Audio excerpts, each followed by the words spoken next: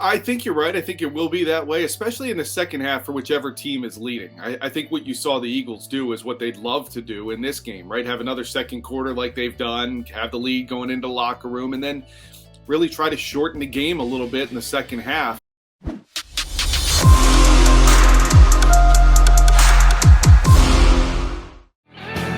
Appreciate you joining the stream here on Birds 365. You got your Mega Mac guys, along with our bud, sports anchor and host of Props and Locks on Fox 29. He stays kind of busy on Sundays. We got him here on a Thursday morning with us. Scott Grayson up on Birds 365. Scott, it's only Thursday. Doesn't it feel like it should be like Friday or Saturday that they should be kicking this damn game off in about 24 hours? I'll tell you, it's been an emotional week for everyone, right? I mean, we all stayed up late last night with that rain delay, watching the Phillies, and all along, you've got this one waiting for you at the end of the week, and it's the night games. You're going to go through all Sunday waiting for it. Don't remind me of the night game aspect. Right.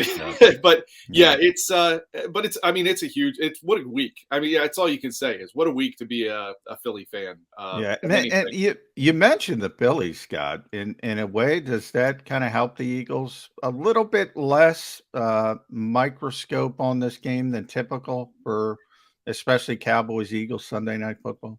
I would think so. I mean, obviously the attention is devoted to the Philly, and as the team comes home now, and you look at a home game Friday and Saturday, I think sure the media attention is going to be more focused on that up until we get to Sunday, and then this is it. I mean, I would think unless there's a game 5, you're talking about this, and I think what we learned about the Eagles last week, they showed me something last week, right? We were all talking a little bit about watch out, this could be a trap game, that whole thing. My thing was, let's see how focused they are on staying on the Cardinals. And they got the Cardinals' best shot. When you're undefeated, you're going to get everybody's best shot. And they did. And they stayed focused enough to ultimately win the game. You could say Kyler Murray with half a brain cell maybe does something different at the end of the game.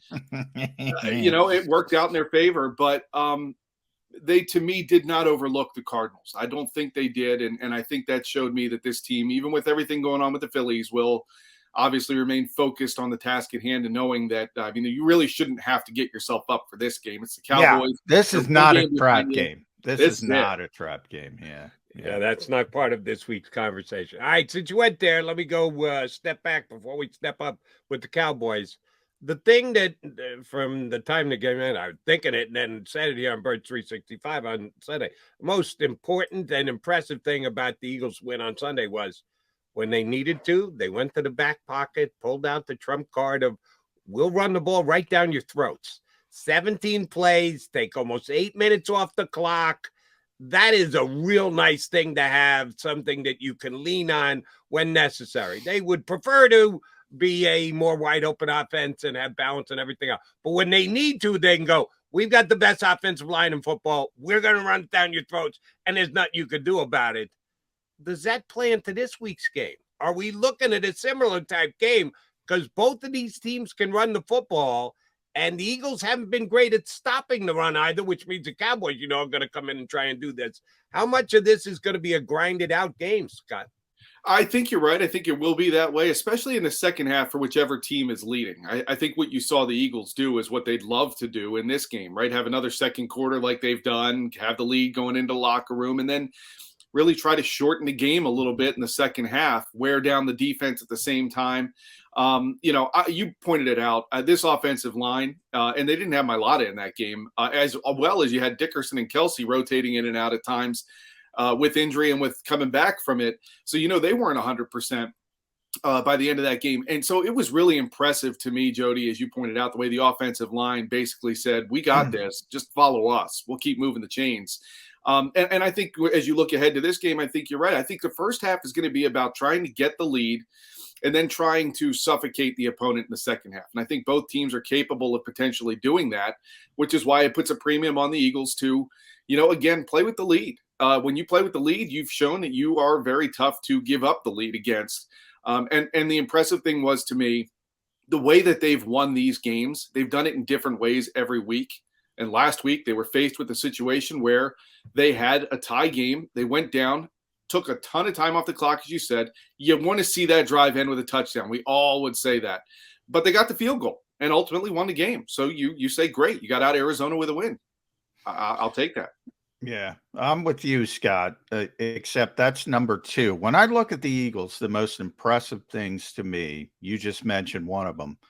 Not only are they unbeaten, they've won different ways, which tells you a lot. But even more impressive to me is the Eagles constantly talk about 2 statistics to the point where both Nick Sirianni, Jonathan Gannon, Shane Steichen, all 3 have said the only 2 statistics that lead to winning that matter are turnover differential and explosive plays.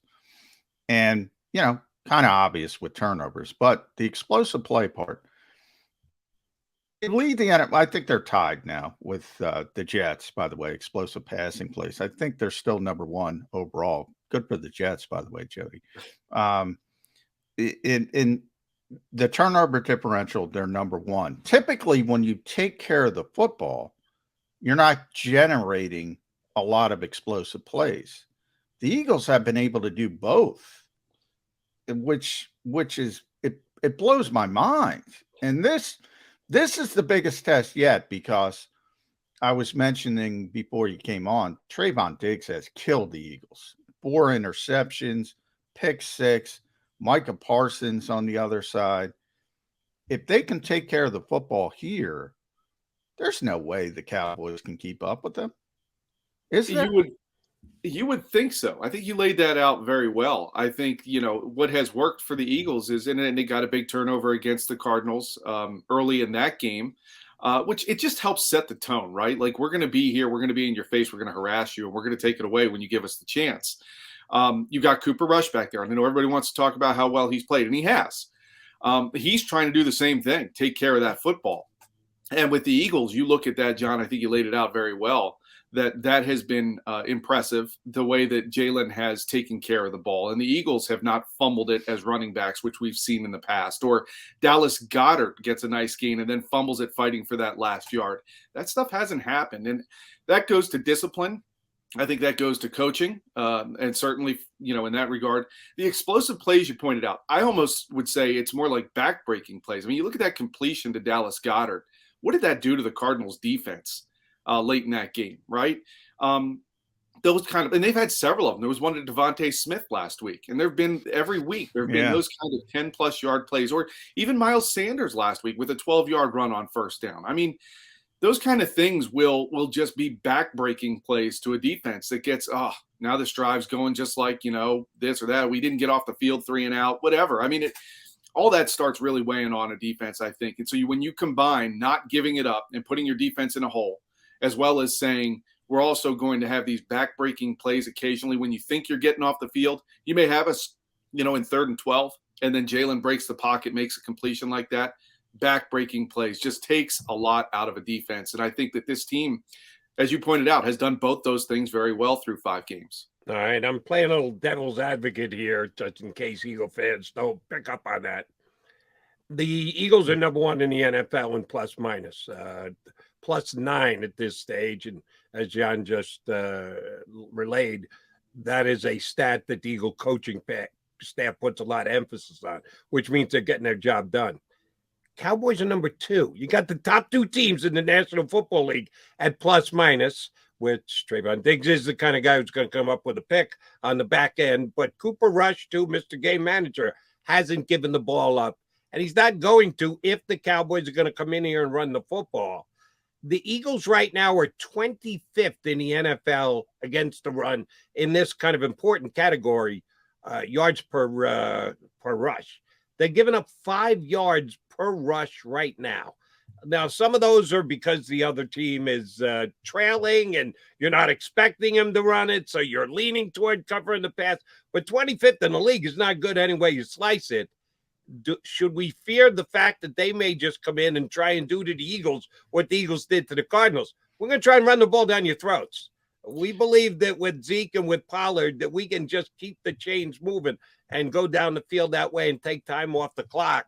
How is Jonathan Gannon going to prepare for this and not allow this happen Sunday night? That's a great point. And I think it's going to be one of those great chess matches to watch. You're right. You got to worry about them being able to do that. And what the Eagles, I think we're accurate in pointing out that some of that yardage has been late in the game when, Gannon's just protecting the first down marker, so he'll give up a 5-yard run, for example. But I think overall, I don't know that the Cowboys have faced a front four or a defense like the Eagles have. They've certainly had some lesser opponents. They played teams that we thought were going to be really good and that they have not been. But that being said, they've done the job, and they do have those two good backs. And they've done a great job of, I think, managing.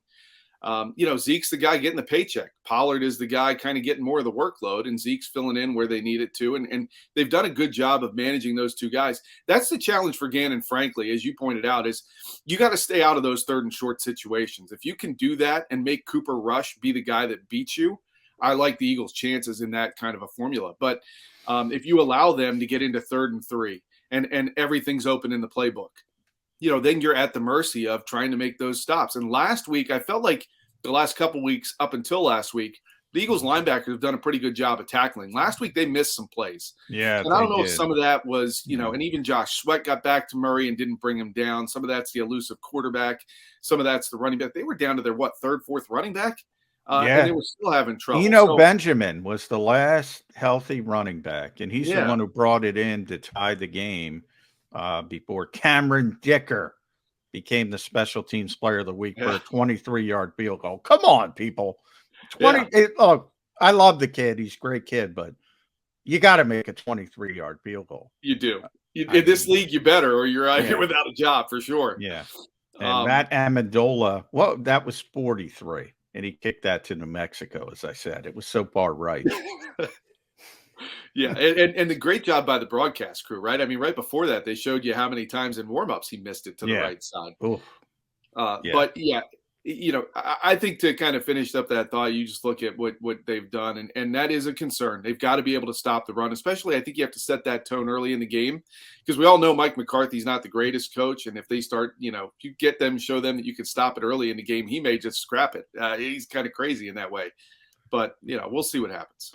I want to talk about the coaching staff because Jody and I were talking a little about that Mike McCarthy narrative. But before I get there, we'll know more today because they're actually going to practice. They have to practice one day on the field. So we'll know more about Jordan Mailata, Landon Dickerson.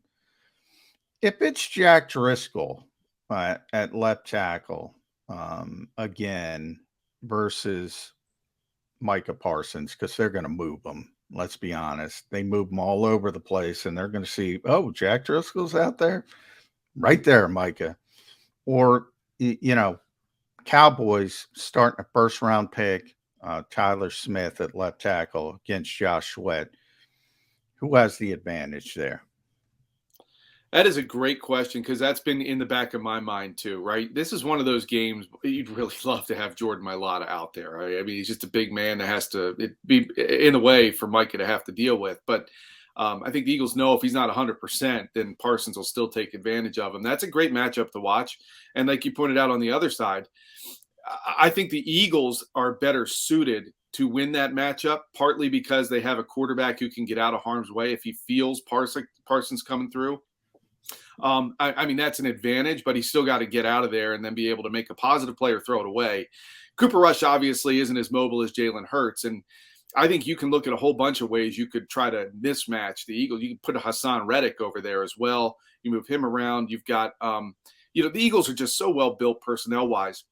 When they see a hole on that offensive line, which the Cowboys have been trying to plug all season, even with Jason Peters, that now, they realize they've got a big problem over there. And obviously the Eagles are going to realize it too. I think the advantage is more in the Eagles there if they can exploit that mismatch and you keep guys fresh, right? It's not just Josh Sweat.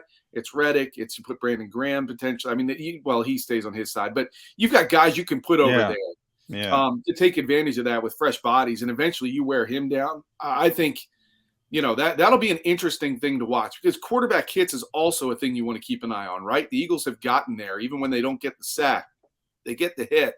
And if you can rough up Rush a little bit with Dak out, you're only helping your chances. And I think that's you don't want to get the Will Greer, Scott Grayson. I've covered him in college. I have respect. I know. But yeah. Scotty, I remember having a conversation on WIP with a Cowboy fan before the season started. and one of the debates we were having was the best wide receiver on either of the two teams. And the Cowboy fan obnoxiously said, it's CeeDee Lamb, and it's not even close. Now, by the way, can I jump in, Jody? Because preseason, I agreed. I thought CeeDee Lamb was better. I was wrong. I said I knew A.J. Brown was good. I didn't know how good. CeeDee Lamb is a drop machine, tremendously explosive, but he drops the football. Not even close. A.J. Brown's the better receiver. So I'm doing my apologies to fair enough. And oh, by the way, Devontae Smith, who's number 2 here, who's got to share the wide receiver load with A.J. Brown. Who the hell is CeeDee Lamb sharing it with? Nah, Brown these days? Come on. Noah Brown. Devontae has more yardage receiving than CeeDee Lamb at this stage of the year. So, yeah, the Eagles are the best offense that this good Dallas defense has played all year. Can they strike the balance? Can they get the proper balance? Last week, the whole we're going to throw wide receiver screens because we're afraid of the Cardinals coming with the blitz. Last week wasn't the Eagles' best effort at play calling as far as offense goes. Do you have faith that they'll strike that perfect balance against the Cowboys this week? You know, it's interesting. You asked me that a year ago. We were still trying to figure out this coaching staff and you know, how will they self-scout? How will they learn from week to week? What will they change? What will they adapt? I've gained a lot more respect for this coaching staff in that regard, especially on the offensive side of the ball, to say, okay, what did we do last week? What do we need to do better here? And they're talking about, yes, A.J. Brown only had 3 catches last week, and they were all early. So they know they got to keep him involved. Devontae Smith, 1 week, 0 catches. What do? They go out and they give him involved. I think they've got to let this game really come to them and tell them what to do. I want to see the screens be part of it because I think that'll help keep Micah Parsons from pinning his ears back and trying to go after the quarterback. Just kind of maybe wait a second, see if that ball's coming out to the perimeter and try to be out there to make a play that way, because we all know he's got a good nose for the ball. I also think you have to watch Trayvon Diggs and see, well, which receiver is he taking out of the game? Which one are they trying to take out of the game? And say, fine. And you have to be willing, I think, in this game to say, if they want to take Devontae Smith away, that's fine. We've got A.J. Brown, Dallas Goedert. You know, you go down the line of guys that they can throw the ball to, and that's fine. I think you look at this offense, and I agree with you, they've got to stay balanced, which means don't get away from the run. And I think for the most part, this team has done a pretty good job of staying balanced week to week to week. And some of that, I know it caught up with that last drive where they ran so much and it became more balanced by the end. But that's all part of the game. And I do have faith in this coaching staff to look at this Cowboys defense and see where they can try to stretch them out, try to get some plays, and make them have to respect what they can do. The RPOs, you know, but look, we've all talked about it too. And Nick is defensive. You got to be careful with Jalen Hurts. And these guys, the Cowboys, knowing they're going to see him again later in the season, I worry about those cheap shots, late hits that teams can take, even when he slides. And I think they've got to be a little more concerned about that. Scott, you intimated something about Mike McCarthy that a lot of people intimate, and basically that he's not a very good football coach. I want to push back on that. He's got 147. I just looked this up yesterday. 147 NFL wins. He's won 10 games 9 times. He's been in the playoffs 1, 2, 3, 4, 5, 6, 7, 8, 9, 10 times. He's got a Super Bowl. I told Jody he has put together the best coordinator staff in the NFL. Dan Quinn, Kellen Moore, John Bossel. Why do people think Mike McCarthy is a bad football coach? Well, I would counter that with saying if I had Aaron Rodgers. Everybody goes to that. I go to that with Matt LaFleur, by the way. Yeah. Right. You got to do the same. If you're being balanced and fair, Johnny Mac, you got to say the same thing. If you're judging Matt LaFleur, but Aaron Rodgers, but all right, I'm going to get the but he won 12 games last year with the Cowboys. That's true. And they should have won the playoff game. They were the home team. They were the better team against San Francisco. It's very disappointing. I get Andy Reid vibes with when he was here with Mike McCarthy. And, people say the same thing with Andy today. He's only got one. Mike's only got one. He's got one. I'd look at it the other way. He's got one. He does. I don't get it. And perhaps, and again, this is my reporter bias. Mike did our conference calls. So again, veteran coaches do the conference calls. Young coaches don't. Young coaches are awful. He does the conference call. He's an old school guy. But more than that, the coordinators. Dan Quinn is great. Kellen Moore is great. John Fossil is the best special teams coordinator in football. I don't know. I think he's a good coach, and I know people are going to kill me for that. What bugs me with him, and you're right about the coordinators. I don't know what's going on with my light here. You're right about the coordinators in the sense that I think all coaches are made by their coordinator. If they're not calling the plays themselves, really, you're judged by how good or bad your coordinators are, because you're either having to replace them in the middle of the season, or you don't have to deal with questions about them because things are going well. One of the best things I think Nick Sirianni did was give up the play calling to Shane Steichen and allow himself to manage more of the overall team. That's where I get to Mike McCarthy, and I have a lot of questions about his tactics, about his you can't argue with the resume, as you pointed out, but I would say give me Aaron Rodgers, and I'll try to build a staff based on recommendations from people that are good, and I might go out and win 10 games. And you look at, and you're right, he had Dak Prescott last year taking the ball all over the place. They had a good offense. Dan Quinn has been a great addition from the defensive side of the ball. I just think when it comes down to crunch time and game management at the end of the game, Mike McCarthy does some crazy, stupid stuff. Same as Andy, man. Same. I'm telling you, Andy has learned. I feel like Andy has gotten better over time. Mike McCarthy, you can almost argue, has almost gotten worse. And and so there's where if it came down to crunch time, last 2 minutes of the game, you have one timeout left, and you've got to manage the ball down the field to try to get a game-winning field goal. I would rather have Andy Reid over Mike McCarthy every day of the week. Yeah, there was that Seattle NFC Championship game when he was with Green Bay. That was, one of the worst game management situations. So I agree with that. Look, he's made mistakes. Nobody's perfect, but no. I'll take 147 wins over most of these guys. Most of them, the Nathaniel Hackett's of the world. I'll take it. Josh McDaniels, I'll take it. Oh yeah. There's a lot of bad coaches in this league, and Mike McCarthy's not one of them. That's all. But I think it's interesting you bring up the point, though. He has one ring, so does Andy. When you look back at how these seasons unfold, nobody would have expected the Eagles would have gotten a ring when Carson Wentz got knocked out. Was that coaching? Was that Foles? Was that the team rallying around? You have we give credit, I think, sometimes to people falsely for rings. Yeah. Oh, yeah.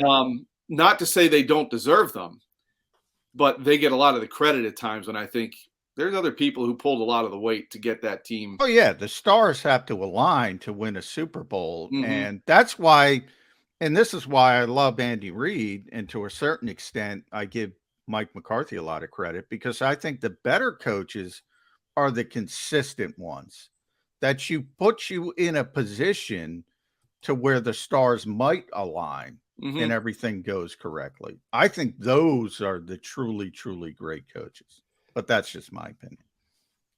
I hear you. I agree with your standpoint, and the consistency speaks volumes, right? 10 wins, double-digit wins every year. That doesn't happen by accident. Yeah. All right, Scott, we know the Eagles are 5-0.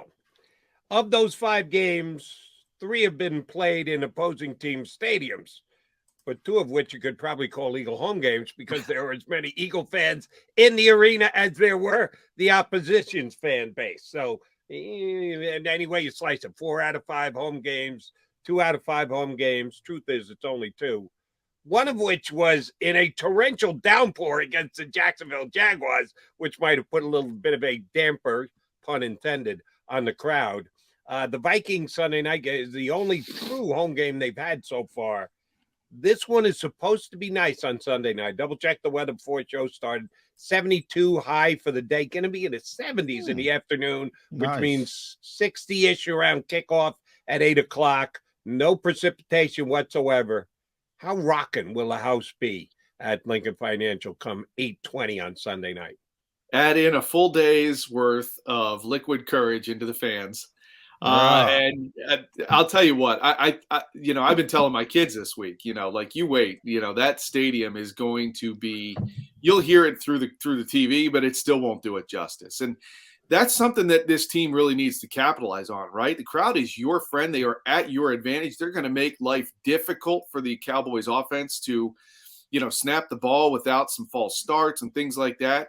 Frankly, I'll be disappointed if there aren't a few of those that help, set the Cowboys back a little bit on some drives. This crowd needs to stay in the game. The Eagles need to keep them in the game. And if they do that, I think it's going to be very hard for Dallas to win this game. And that's where you look at it and you say sometimes home field may not matter. Yeah, the Eagles have taken over home field from other teams on the road with their fans. This is one of those times, look, you got to go back down to Dallas, and they're going to have that place, probably rocking the way they do. You got to own this here. And these fans need to step up. They need to be ready to come to that game and make themselves, to borrow the phrase from Seattle, the 12th man. I mean, you got to make yourselves loud, and that crowd should be great, especially if the Phillies happen to somehow get by the Braves. Well, are we going to get a Billies chant at an Eagles game now? Wouldn't that be something, right? It's not going to. You get Eagles chants at Phillies games all the time. Probably won't take long for Eagles chants to break out at Flyers games this year. So if there are anybody in the stands to do it, but At S Grayson Box 29, you see him there. Follow him on Twitter. Watch him on props and locks. I was going to give you a lock, Scott Grayson, and my lock was someone somewhere was going to take Jason Peters' comments, bleeping idiots, out of context when talking about those fans, the Eagles fans that you were just talking about that have to take over this game. Are you surprised? I haven't seen it yet. Are you surprised no one has taken bleeping idiots out of context from Jason Peters? Well, that might be partly because of the Phillies. Everybody's paying attention out earlier. But it's funny you brought that up, and I kind of was I was getting ready to come on. I was like, I bet that's going to come up today with one of you guys, and it was you. I had to read that. I have not seen it. He did it on camera. I had to read that comment like 3 times, frankly, to understand what he was trying to say. Because the first time I read it, I thought, oh, wow, it didn't take him long to put that star on his helmet and turn against this fan base. And then I read it again, and I thought, wait a minute. He was being nice. I think he's Jason Peters way. Yeah. He was being endearing. Yeah, and I think he's in a tough spot, right? How do you put that star on your helmet after being here and doing what you did here, and then having to answer questions about this without offending one side or the other? And you got to make sure you've got a little bit of an edge to you in Dallas, so they don't throw the tar. Well, Jason doesn't have to worry because nobody's going to say. He's big enough to defend himself for nobody's anybody. Nobody's going to say, you know what, to Jason. Yeah. Eagles fans aren't going to say, you know what, to Jason if they see him. No. All right. Not to his face. Scotty, I'm going to lean into props and locks as well with my last question. Sure. It's 8:17 if they're supposed to kick off at 8:20, and the captain's head out to the middle of the field. And the referee flips the coin, and the Cowboys call it incorrectly because the visiting team gets to call it. So Cowboys say tails and it's heads, or Cowboys say heads and it comes up tails, which means the Eagles will have the choice. Is it a stone cold lock that Nick Sirianni will defer and give the Cowboys the ball first, whereas the Cowboys can actually run the ball a little bit, and I don't know, you want to test the Eagle defense right away? Or will Nick say, give us the football. This is the best offense you've seen all year, Dallas, and we're about to show it to you. So we'll take the ball and march it down the field first to start this game. Tell me it's not a lock that Nick Sirianni will defer just because Nick Sirianni always defers. It's a great question, right? And I think it goes to it's a great question. I would like I'm of the mindset that you've got the fans jacked up. Your best side, well, I was going to say their best thing has been their offense, but their defense gets the player of the week every week almost. And every week. You could argue that, I think he really loves having that first possession coming out of halftime. So if I had to bet on it, I would say they defer. Let me help, Scott. It's a lock. They're deferring. It is a lock.